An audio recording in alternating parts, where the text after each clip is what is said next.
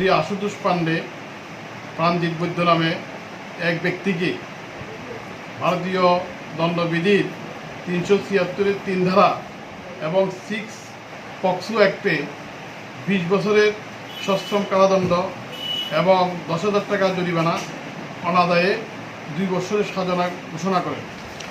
এই মামলায় সুস্মিতা মজুমদার নামে বধূ নির্যাতনের এক ভিকটিম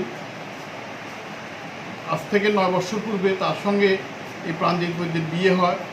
বিয়ের 2.5 বছর পর তাদের স্বামী স্ত্রীর মধ্যে সাংসারিক বিষয় নিয়ে মনোমালিন্য হয়।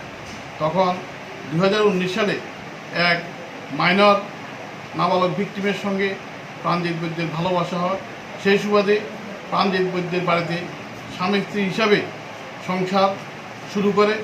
তখন সুস্মিতা মজুমদার বৈদ্য এই দক্ষিণ ত্রিপুরার ফ্যামিলি কাউন্সিলর শান্তিবাজারে তাদের শরণাপন্ন হয় এবং সেখানে কাউন্সিলরগণ উক্ত বিষয় সুরাহা করার জন্য বহুদিন চেষ্টা করেছেন।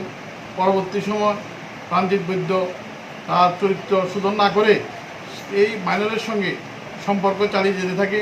তখন মিলনিয়া চাইল্ড লাইনের সহায়তা তখন একটা মামলা হয়।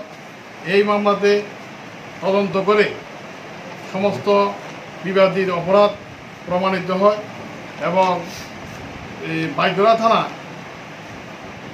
মামলা হয়।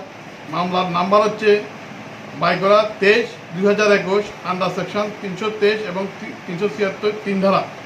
উক্ত মোকদ্দমা গোপাল শুক্ল দাস নামে যে ওসি ছিল, ওসি মামলা রুজু করে এবং WSI রুমানি আতিয়া এই মামলা তদন্ত করে মাননীয় আদালতে গত 2019 আদালতে চার্জশিট দাখিল করে।